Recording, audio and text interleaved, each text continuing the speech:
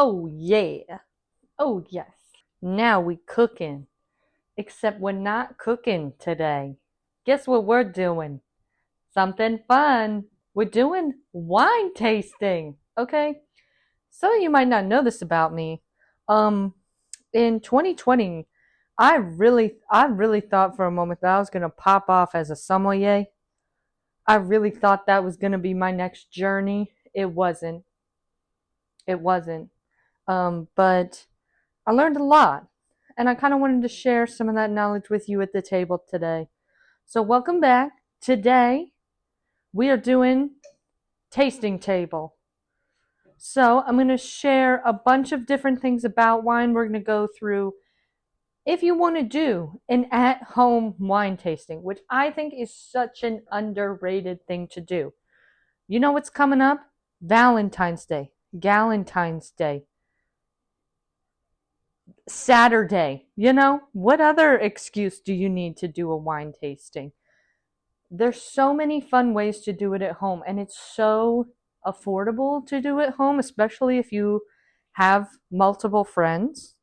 You probably need more than two, otherwise, y'all are going to get a little, a little. But, live your life, do what you want to do. It can still be fun. But we're going to go through how to pick what bottles to do for your tasting, how to set up your table, different glassware you might need. We're going to go through food you might want to pair with it, and then what you're looking for in the wine. How to read a bottle of wine, how to pick out bottles of wine, things that I think are really cool and interesting. And something else I want to say is that this is all subjective, okay? I'm not a professional sommelier, and everything that I've learned about wine over the last, I don't know, 5, 6 years has always been take it with a grain of salt. It's just like cooking. It's subjective. We all have different palates. If you like sugary, filthy Moscato, do you, boo, okay? Do not put down that barefoot Moscato anytime soon. If that's what you love, stand on business.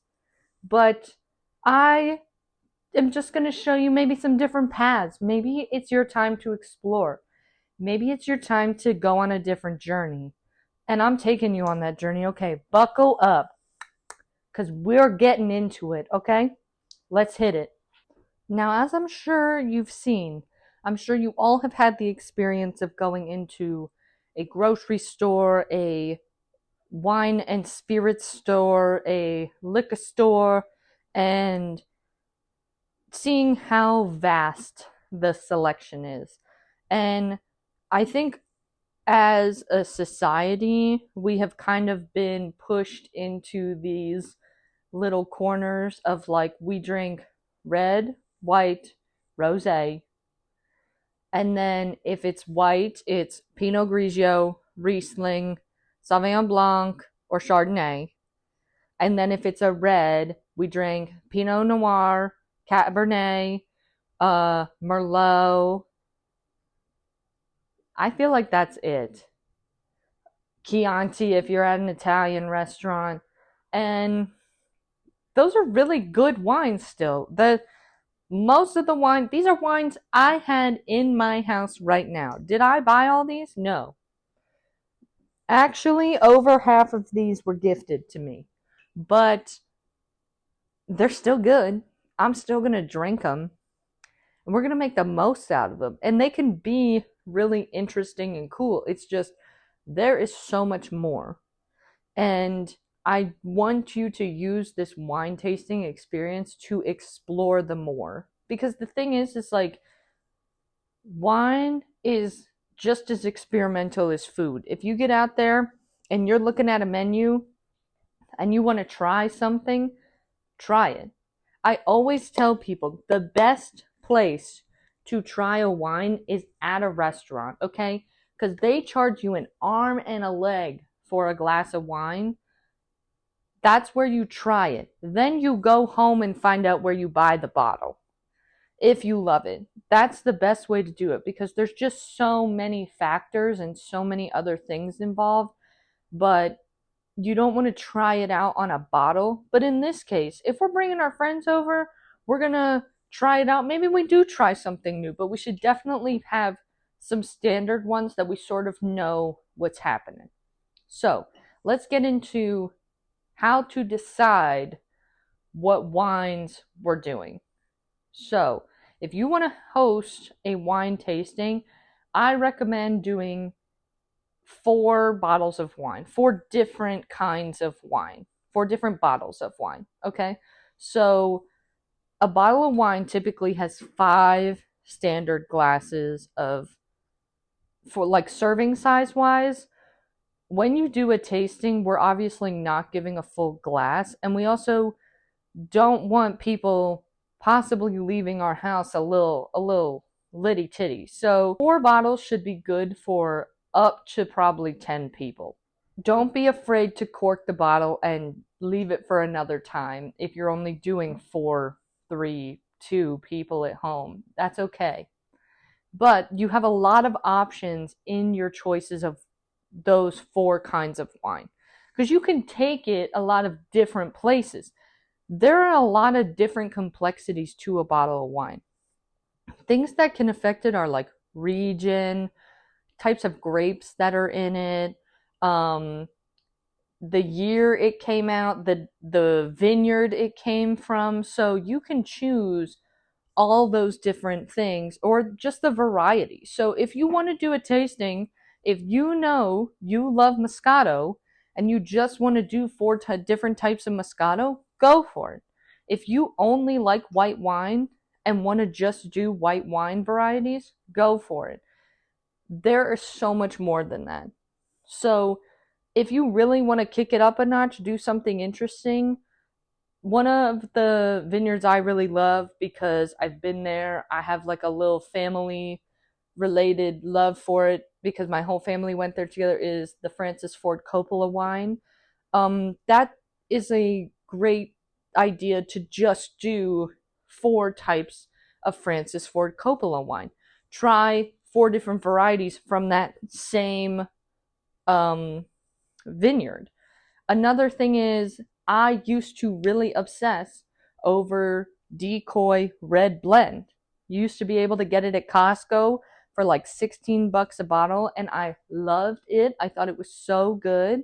And so I've done a tasting with 4 different years of Decoy Red Blend just to try 4 different kinds of this wine that I liked, because each year is slightly different.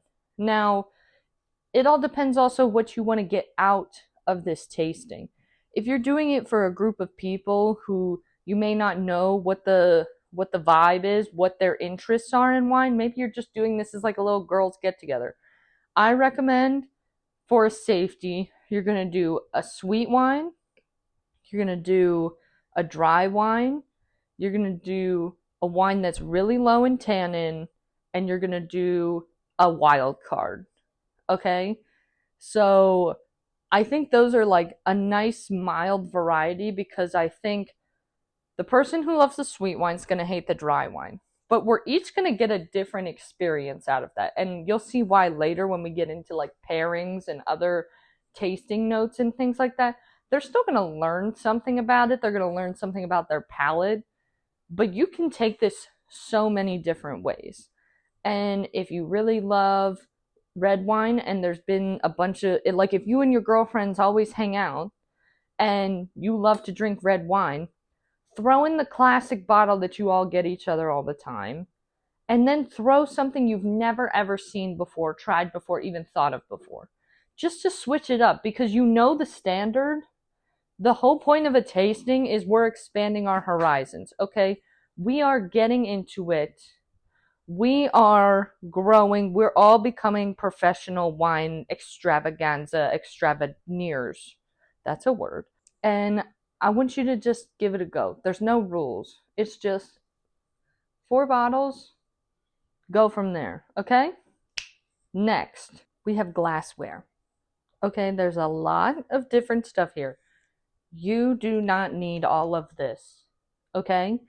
The one thing I will recommend is we mainly get at least one glass that is glass, that is looks like this, for every person who's coming to our wine tasting. Okay?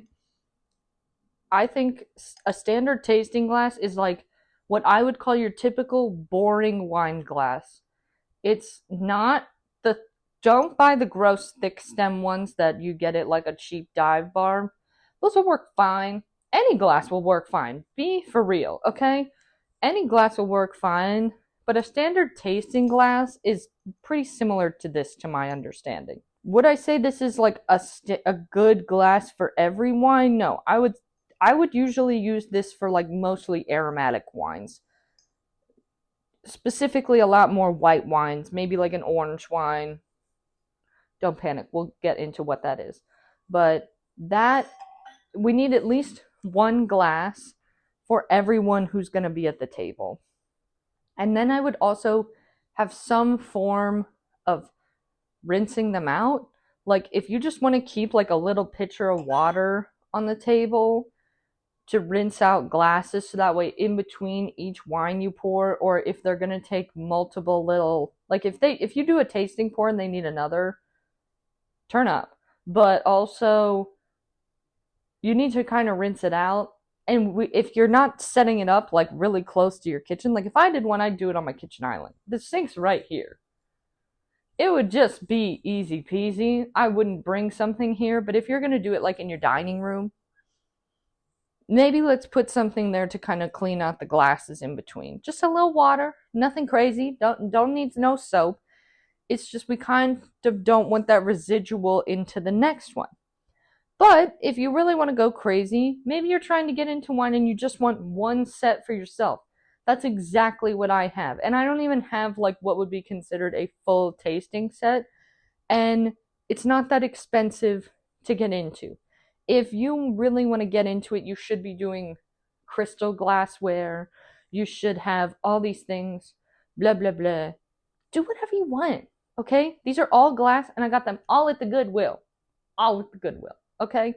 So, literally, most of these I got at the same time and just lined them up and was like, yes, that seems correct. Okay, but let me tell you what each one is good for, and maybe that will determine what kind of glass, singular glass, you get for everyone coming to your tasting, right? Because now we have picked our 4 bottles of wine that we're going to do. Let's say we're going to do all reds. Maybe we do want to do a wide mouth glass for everyone. This is what I would use for like a light red, okay? Reds tend to have these big open glasses, like they tend to have a wide bowl and a wide rim. And this is because red wines tend to have more tannins. Tannins, I like to think of as the thing when you're drinking wine that make you go, like they kind of dry out your mouth. I think that's what puts off a lot of people from red wine. And a lot of that goes away if you decant it. Now, you all may not know this about me, but I'm a scientist. Not really, but I do have a chemistry degree, so I do understand some things related to science. And basically what is happening when you are aerating wine is you are just oxidizing some of the different molecules that have formed during the aging process of wine. And putting that oxygen in literally changes the composition of those molecules in order to give you this different flavor profile. It's so interesting. But it's super important to do that for wines if they need that to really bring out the best in them and also create the most enjoyable experience for you. If you don't like tannin, decant your wine. Just pour it into a soup bowl if that's all you got at home, okay? We all may have like a fancy decanter. Here, I'll show you mine. It's probably dusty. This is her. She is indeed dusty.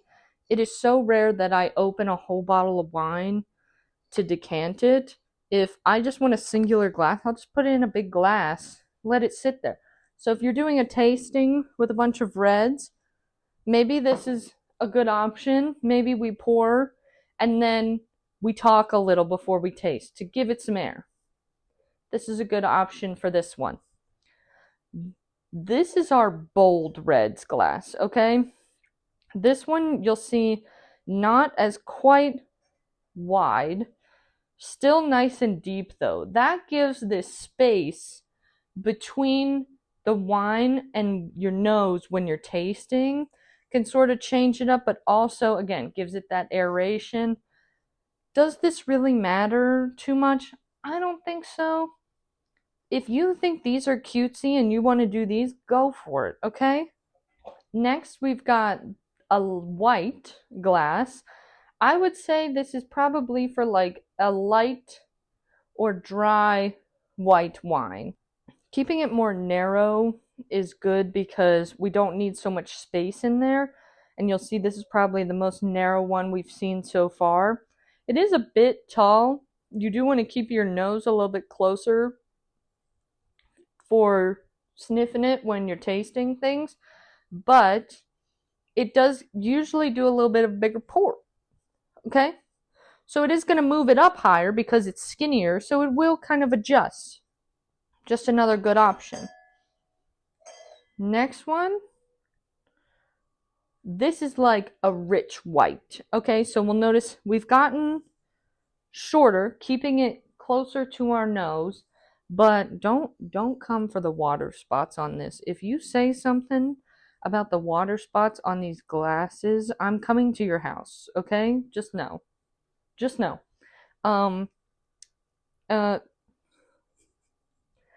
The other thing is a little bit wider, so let's say like a Chardonnay.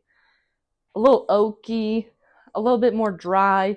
Maybe we need to get a little more oxidation into that bad boy, okay? So keeping the bowl a little bit wider will definitely help with that. Like I said, this I would use for a little bit more of an aromatic wine, something light, maybe something sweet. This is a good tasting glass as well. Something small, classic. I think if you've ever been to a wine tasting at a vineyard, they will give you a glass like this with the vineyard name on it that we all keep for a year and then we donate, okay? It's just the nature of the beast. And then, lastly, we have a little short stout number here.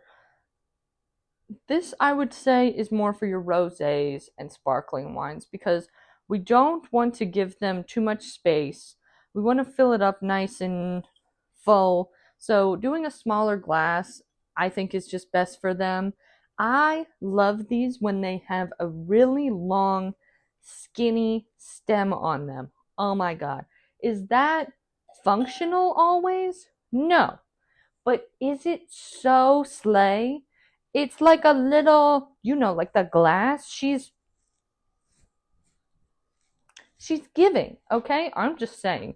And if you don't like a rosé, you've never had the right rosé for you. Because let me tell you, even if you're like a Malbec, Zinfandel, die-hard, dry red wine girly, there are super complex rosés for you. And that's what we're going to learn in these tastings, okay? So, now you know a little bit about some of your glassware options. Next, we're going to go to possibly how you will want to set up the table for if we're doing a tasting. Okay? Cool. So we're setting up the table, right? We're doing an individual place for every person at the table. This is sort of what I would do as my setup because once we go through this, I'm going to go through how we would go through the tasting, and this is a great, easy setup for every person at your table. Also, it doesn't take up a ton of space. This is just like a little appetizer plate. You guys have seen these in so many of my other videos.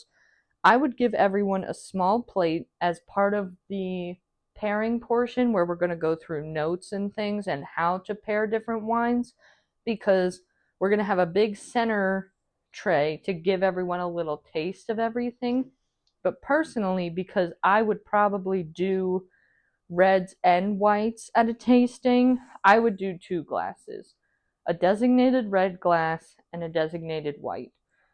That way you're not kind of getting them confused, and if you want to kind of go back and forth and leave a little bit to compare it with the last one, I like having 2 options. Having a little bit of each is great, and we're not sitting there with 4 glasses in front of us really kind of blocking the conversation. The only other thing I would do is do 4 of the small glass, 1 for each wine.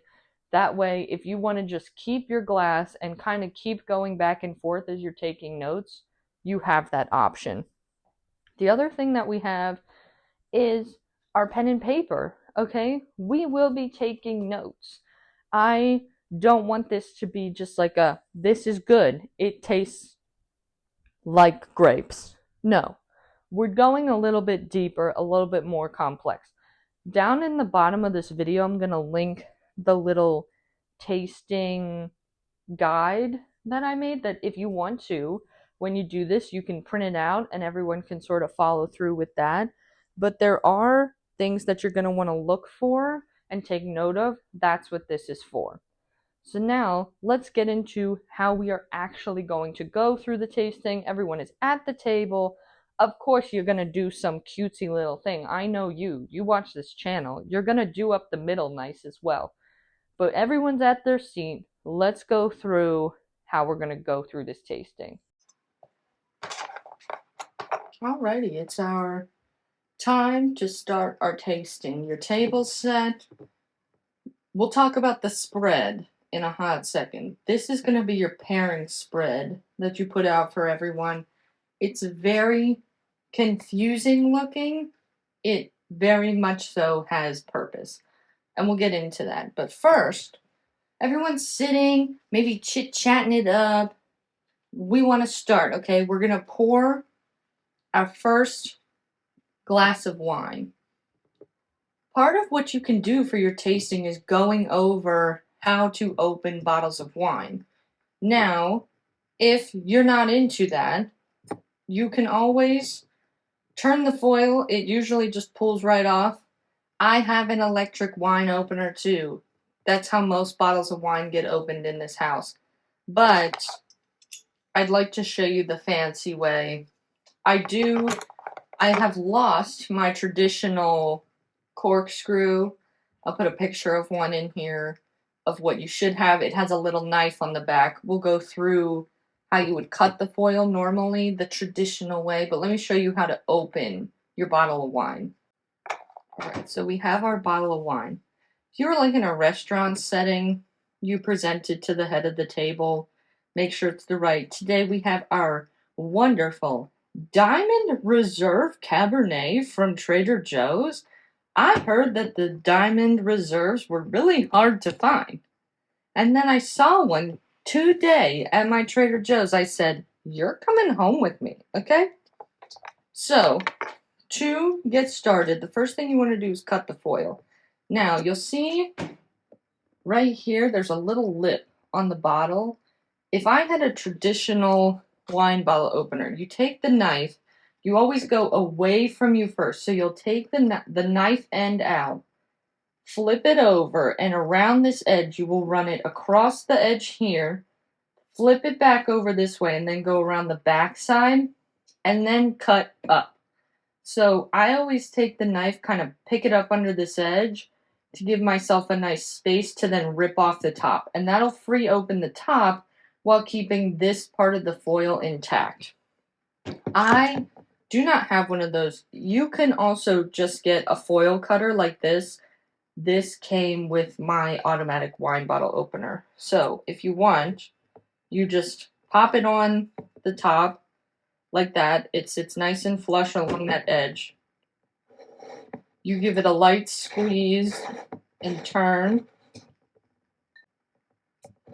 Then it just kind of takes off that nice kind of top layer of the foil. Keeps a lot of the foil intact, which is fancier. If you mess it up and take off all the foil, it's your wine tasting. Ain't no one complaining, okay? Normally, if I'm cutting the foil, I prefer to do it that way. I have no idea what happened to my wine bottle opener that does that, but c'est la vie. Then, we also have this. Aaron got this for Christmas because he's obsessed with watching people on TikTok open bottles of wine.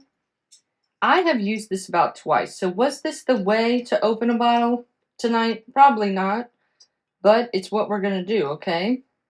So you take these two apart. First you take the corkscrew, and you always want to aim slightly off-centered, so that way when you turn in, now we're going down the center. You see what I mean? Now we're going down the center of the bottle. Then, once we get all the way down in, right, we can't go any further. Now we're going to take this part. So when you put this in, as opposed to putting it through the holes, we are going to go this way with it. So we're going to fit this in these edges here. Yeah, so now we're going to pull and twist at the same time. Aaron thought this was a good idea. I have no freaking clue. I'm going to make a TikTok. I'm going to find my wine bottle opener and make a video about how to do this with a regular bottle opener. It's so much easier, okay? Get an automatic one. Don't do it this way. It's the satisfaction of getting it out. There we go. Aaron says that's so satisfying. I'm going to have to beg to differ. Okay. Now, if we were at a restaurant, they always give the cork to you. I kind of recommend that. Like, if you're doing a tasting, have a little plate in the center. Put the cork on, because people can smell it. It has sense of the wine to it. Let me tell you, this wine smells incredible. Okay? And I'm just going to keep that there, but that's how we would open a bottle of wine one way. Okay? Maybe not this way, but now you know. All right? Moving on. Since the bottle of wine we opened is red, I am going to pour it into the red tasting glass. The best way I have found to get a half-decent pour is just do it slow, and then when you finish, turn it. Turn your wrist towards you as you pick it up. Then it doesn't drip. It's a good way. I don't know. It works for me. I hope it works for you too. Okay? Everyone at the table has their glass of wine. Now, we're going to zoom in. We're going to get up at close and personal for this one, okay? Because there's some steps we're going to go through. Now, I don't know if you have decided to put me in the room, if you are leading this exercise, but there are a lot. But regardless of how we're going about this, there's some steps we got to go through, okay? So we all have our glass of wine, right? We're excited. Don't drink the whole thing yet. You can always get the refill. I know you're pumped, okay? We're all gonna get there. But focus. It's you and me, Pookie, okay? First thing we're gonna do is actually visibly look at the wine, okay? It's really nice to do this in like a well-lit area. And you're gonna lean the glass out from you to kind of stretch out the wine nice and thin. So you'll see I'm holding it kind of at this angle, and keeping it on like a white or a light background really helps you get the best color view. And that tells you a lot about the wine. The color, how deep it is, what shade of red it is, if it's red or white, or if it's very clear. It tells you a lot about how the wine is made and maybe what it's going to taste like, you know? The one that I'm looking at right now, it's pretty deep in color, but it's pretty translucent, like I can see through it. So expecting kind of like a full-bodied but bold red. That's sort of what I'm expecting just from color, right? This is kind of like a very traditional Cabernet color. The next thing we're going to do is smell. Now, when you are doing all of this, you should hold the stem of the glass.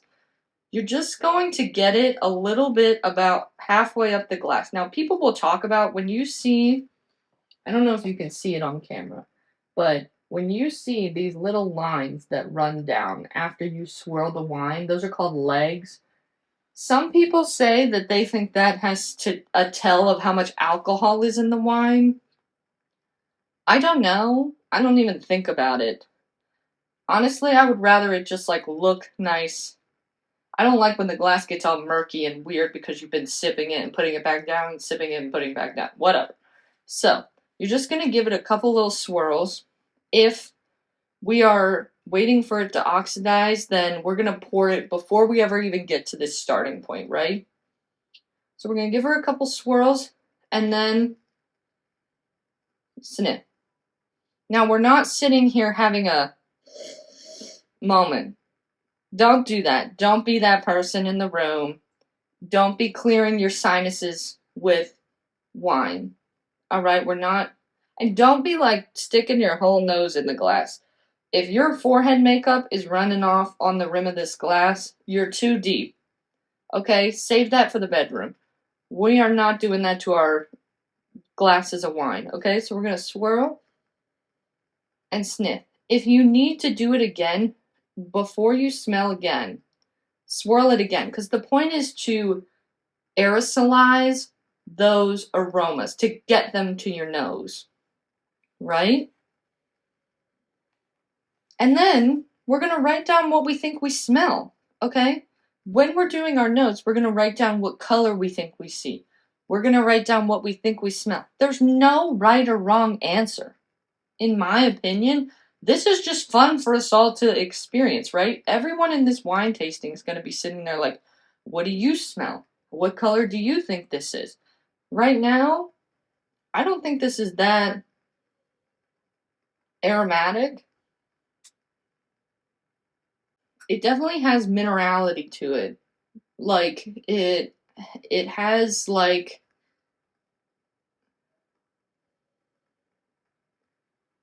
almost like that. I don't know how to explain it, but I know it when I smell it. Obviously there's like red fruit, currants. I even kind of get this like, I don't know, like there's this kind of like smell that makes it smell like the woods, like a little bit minerality, like rocks, like what, like trees. That's just like how I smell it. And you can sit here and just keep doing this, right? Y'all can sit here and do this all you want. It doesn't matter. Until you have some consensus, and if you want to get bottles of wine and look them up online and see what other people have said about it, that's a fun way to compare them too. But, so we have done sight. Now we've smelled, okay? Now we're going to taste, all right? And taste has a lot of different variations to it, right? We've kind of prepped our palate for it because we smelt it, and because your nose is connected to your taste buds, part of your palate is already prepared to taste this wine. So let's give her a go. Now, you want to take a big enough sip to feel like it covered your whole mouth as you swallow it. But you don't want to like put all of it in your mouth and squash it around. And you also don't want to just take like the little tiniest sip because then it's not fully coating your palate. Right? So take your first sip. Think about it. Do it again. See what you think, right? This wine has like medium tannin. That's always the first thing I am good at picking out because when I was like kind of getting into wine, one of the first things that I really understood was when someone told me that tannin is the feeling of your mouth drying out. You'll feel it very much on the back of your palate, like right at the back of your tongue. And if it's light, it's kind of there, but it's not fully there. Medium, it's there. This is kind of drying out my mouth. But another thing we're looking for is acidity, right? Acidity is if it makes your mouth water. So I would give this kind of low acidity. The tannin and the acidity kind of fight each other, right? And then we also have sweetness. This is where we go sweet versus dry. This is definitely more on the dry side. You get some of those fruity notes, but it's still a dry wine. It's very good and balanced, though. Other things we need to think about: alcohol. Obviously, wine has alcohol in it. You should be able to kind of taste that a little bit, or at least get a sort of feel for what that is like in your mouth, and you'll feel it actually as it goes down your throat. So it's sort of like when you take a shot, you feel it burn down your throat. That's because of the alcohol, right? So when you're tasting, if you think it's pretty low in alcohol, you'll kind of sit there and wait for it to go down your throat and sit there and be like, okay, how does this compare? You can look at the percentage of alcohol on the bottle, and in the 4 types of wine you had, that maybe that's something you compare. Another reason why it's kind of good to look at other people's tasting notes. What did they see? The last thing I kind of want to look for is body. There's full-bodied wines and there's light wines. When I think of a full-body wine, I think of something that when I take a sip and take it across my palate, you feel it the whole way. You know it's there, and it feels like it fills your mouth.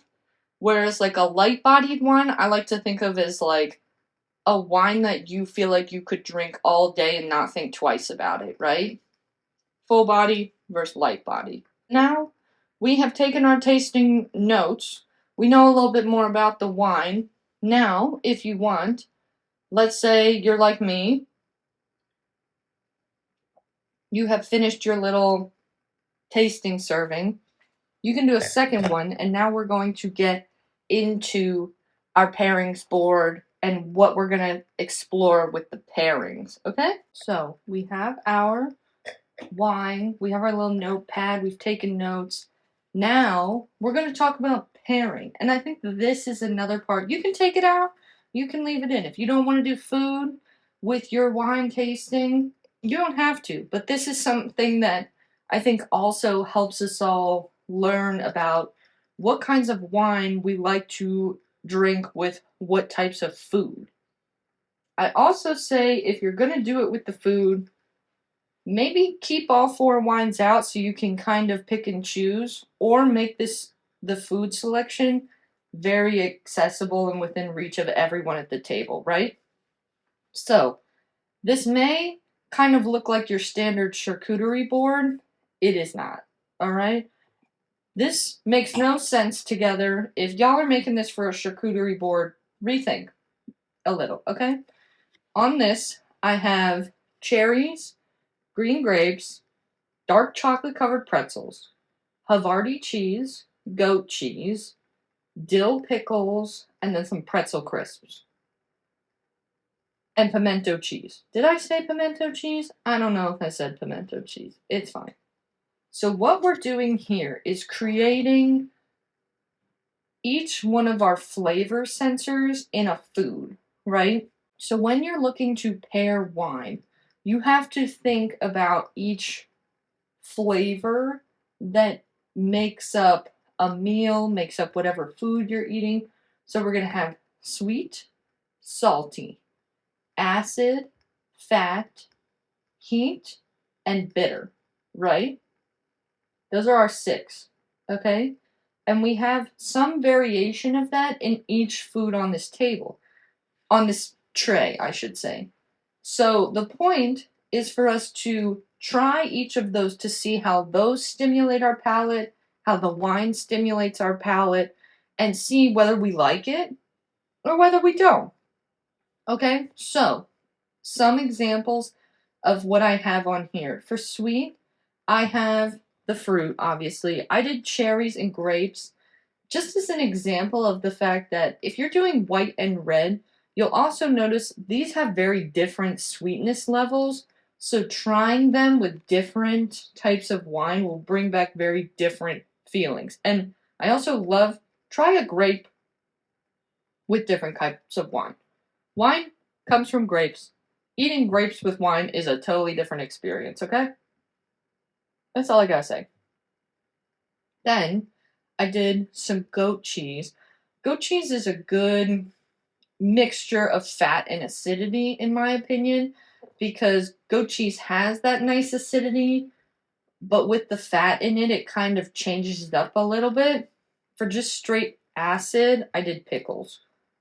Wine and pickles can really hit if you have the right wine, and that's because of how high in acidity it is. Don't just eat a pickle and say, I can't eat this with wine. You have to know how to pair it. Salt, we have the crackers, obviously. We also have a little bit of the cheese, but the salt, you can try it with just the pretzel crisps. You can try the fact that the dark chocolate covered pretzels are going to have the salty and the bitter from the dark chocolate. That's why I think doing, especially like high percentage dark chocolate, is a good comparison to see how if you eat bitter things with a sweet wine, how that really changes up the experience.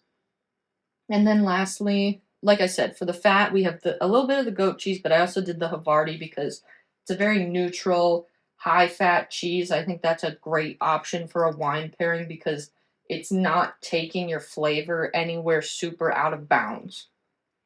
Lastly, for the spicy, I did the pimento cheese, mainly because I think spicy can kind of get out of hand, and you also want to do things that aren't going to make people like grossed out, okay? Some of these things, don't get me wrong, they are going to taste terrible with the types of wine you're trying.